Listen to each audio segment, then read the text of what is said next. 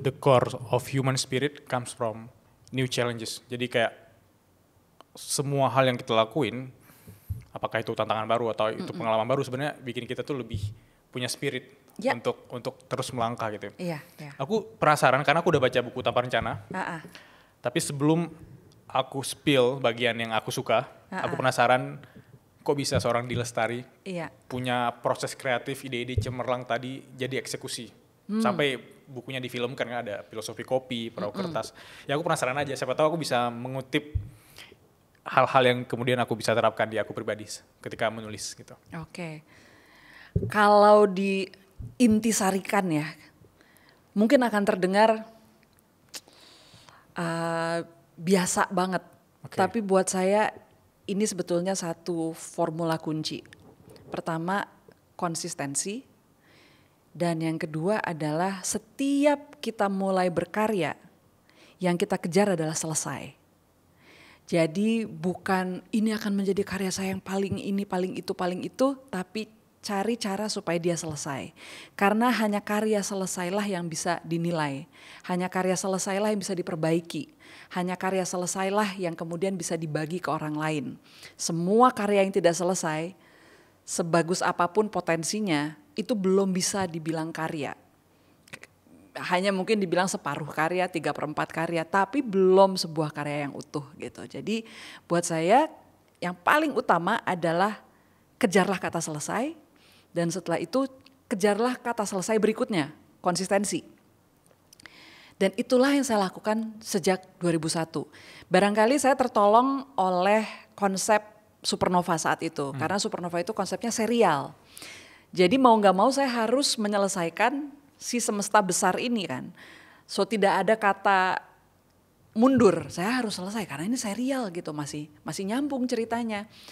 Sehingga saya tidak punya kesempatan untuk berpikir, aduh nanti kalau buku 2 flop gimana, buku ketiga flop gimana, kalau orang-orang nanti gak terlalu suka gimana. Udah hajar aja, pokoknya saya habis buku 1 ya namanya buku 2, habis buku 2 buku 3 dan seterusnya gitu ya. Dan setelah itu saya mulai menemukan keajekan dan juga kebahagiaan dari kegiatan saya menulis gitu. Karena meskipun saya sudah menyanyi sekian tahun saat itu, tapi jujur dunia menulis itu mempertemukan saya dengan begitu banyak kesempatan sekaligus orang-orang yang sangat mengesankan. Saya belajar banyak dari para tokoh sastra, dari berbagai ajang kepenulisan, festival literasi gitu ya. Pokoknya saya merasa menulis itu kayak membuka saya ke sebuah cakrawala baru yang gak pernah saya bayangkan sebelumnya gitu. So saya bersyukur sekali saya berada di jalur ini dengan berbagai macam kondisi yang memang mengharuskan saya untuk terus konsisten gitu. Tapi itu kuncinya, konsisten dan kejarlah selesai. Jangan kejar bagus dulu, berkualitas, menang, enggak, jangan itu, tapi selesai dulu aja. Gitu. Tapi untuk jadi seorang penulis menurut aku juga harus punya ketertarikan terhadap membaca ya. Menurut Mbak Adi, apakah seorang penulis itu bisa menulis bagus tanpa dia membaca karya lain gitu? Susah ya? Bukannya nggak mungkin dia bisa menulis, tapi untuk berkembang itu susah. Karena dengan kita membaca sebetulnya kita jadi tahu sebesar apa potensi bahasa bisa digunakan. Contohnya ketika saya waktu mahasiswi, tahun 94 itu saya pertama kali berkenalan dengan karyanya Sapardi Djoko Damono. Dan saat itu saya sudah membuat lagu, saya bikin lagu tuh dari kecil, dari kelas 5 SD saya udah mulai bikin lagu, SMP bikin lagu, SMA bikin lagu. Tapi baru ketika ketemu puisinya Pak Sapardi saya jadi tahu, waduh bahasa Indonesia tuh bisa begini ya gitu.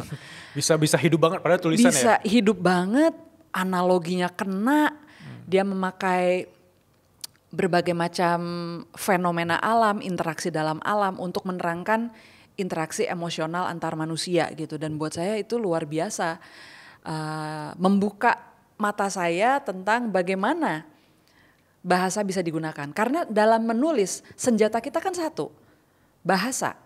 Itulah senjata kita, kata-kata kita adalah peluru. Nah jadi bagaimana kita kemudian bisa memaksimalkan penggunaan kata yaitu dengan melihat atau mempelajari bagaimana orang-orang lain melakukannya gitu ya. Nah itu ya kita dapat dari membaca. Dan juga untuk melihat, oh potensi cerita tuh bisa begini ya, oh bisa dibawa ke arah sana. Jadi sebetulnya membaca itu adalah pelajaran sekaligus nutrisi untuk kita memperkaya tulisan kita. Gitu. Jadi kalau kita pengen menulis dan membaca itu ya, itu seperti kita bernafas sebetulnya. Ketika kita menulis, kita menghembuskan nafas. Ketika kita membaca, kita menarik nafas. Percuma juga menurut saya nih, karena saya sering juga nih ketemu orang-orang yang sangat suka membaca, tapi mereka tidak menulis. Buat saya itu juga agak mubazir, karena begitu banyak ilmu yang mereka serap, tapi mereka nggak bisa bagiin itu ke orang lain, karena mereka memilih untuk tidak menulis. Ya itu memang pilihan ya, dan mungkin belum tentu semua orang suka melakukannya. Tapi kalau buat saya, kalau sudah begitu banyak ilmu yang kita serap, yang kita tahu, aduh alangkah indahnya kalau itu kita bagi ya gitu. Benar. Nah jadi bagi saya itu seperti bernafas sebetulnya antara membaca dan menulis. Aku setuju banget karena biasanya kalau aku udah baca buku, tanpa aku praktekkan, tanpa aku tuang ke notes aku, itu pasti sebulan lagi udah lupa gitu. Iya, Dan betul. itu banyak orang kayak take it for granted, baca buku udah selesai. Tanpa dia sharing, tanpa dia praktekkan gitu. Iya. Aku mau bacain bagian yang favorit aku, supaya Mbak Adi juga bisa dengar ya. Jujur ini, setelah aku baca ada bagian yang kayak kena banget. Karena FYI aku dari Aceh, aku anak rantau ke Jakarta. Di sini ada bagian yang di Jakarta yang dia bilang kalau ke Jakarta kan itu sebenarnya mengiklankan mimpi ya. Iya. Jadi Jakarta itu mengiklankan mimpi bagi anak-anak daerah. Yang dimana aku juga berarti salah satu orang yang kena kemakan iklan marketingnya Jakarta gitu. Wah datang ke Jakarta. Tapi setelah 2 tahun di Jakarta seru sih, bisa ketemu orang-orang keren ya. Badi salah satunya. Jadi aku bacain yang mungkin aku suka banget. Yang di mana Jakarta bukan hanya kisah-kisah agung yang terabadikan dalam rekam pustaka dan dihafal oleh anak-anak sekolah gitu. Melainkan juga kisah-kisah tak terdengar tentang kerak nasi gosong di dasar dandang. Mungkin anak kosan relate ya. Tentang catatan hutang di buku tulis usang. Tentang sandal-sandal hilang di muka masjid. Aku pernah hilang juga waktu itu. Tentang kisah cinta yang berakhir pahit. Wah, relate. Tentang upaya dagang yang berkali-kali pailit. Tentang jemuran yang lupa terangkat. Tentang hati yang tak bisa beranjak. Tentang penyakit yang tak punya obat. Kok bisa punya pemikiran tentang semua keresahan anak rantau? Dan karena ini pas aku baca, wah mungkin agak lebay kalau aku bilang meneteskan air mata, tapi ini bakal relate sama semua orang yang pernah merasakan kerasnya Jakarta. Jakarta nggak cuma versi orang-orang yang sukses yang udah dikenal sama semua orang, tapi ada versi orang-orang yang masih berjuang. Walaupun dia orang asli Jakarta gitu. Ini kok bisa dapat versi kreatif ini Mbak Adi? Bisa ceritain nggak? Atau emang ngalamin nih sendiri gitu? Saya kan anak daerah Bilal. Oh. Dari Bandung. Gak tahu. Jadi ketika saya mulai nyanyi, itulah pertama kali saya merasakan Jakarta gitu. Dan saya tuh waktu kecil punya saudara di Jakarta, saya tuh suka kasihan sama saudara-saudara di Jakarta. Aduh kasihan ya orang-orang Jakarta ini kepanasan, terus padat dan gak banyak pohon, gak kayak di Bandung gitu. Jadi saya merasa sebagai anak Bandung ini beruntung sekali dan merasa bahwa kayaknya saya gak akan pernah deh tinggal di Jakarta gitu. Saya gak mau, gak enak, gak nyaman dan sebagainya. Tapi akhirnya saya menjadi salah satu dari mereka yang mencari nafkah juga di Jakarta. Dan di situ saya mulai melihat, oh iya begini ya rasanya naik bajai, rasanya naik bus, rasanya kena macet gitu kan. Dan saya punya relationship yang ya bisa dibilang saya membutuhkan Jakarta. Karena bagaimanapun pekerjaan saya ternyata dalam industri musik itu banyak sekali di kota ini gitu.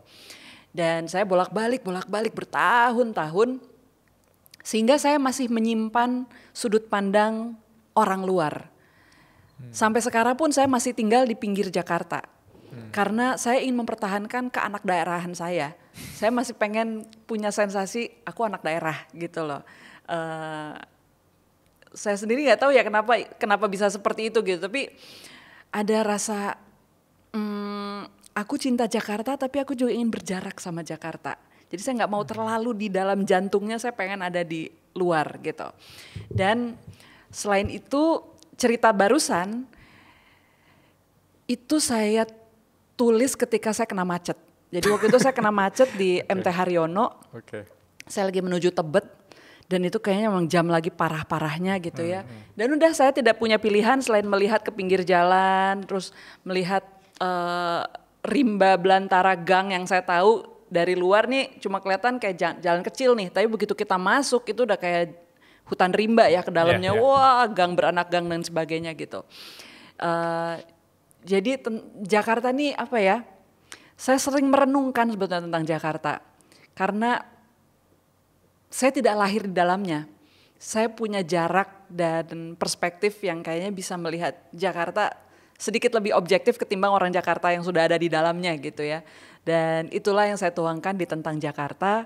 Bagaimana perjalanan sekian puluh tahun mencari uang, peruntungan sekaligus ya mengadu nasib di Jakarta akhirnya melahirkan cerita itu gitu. Makanya mungkin waktu kamu bilang kamu sebagai anak daerah bisa relate karena saya pun menuliskannya itu masih berangkat dengan perspektif tadi gitu.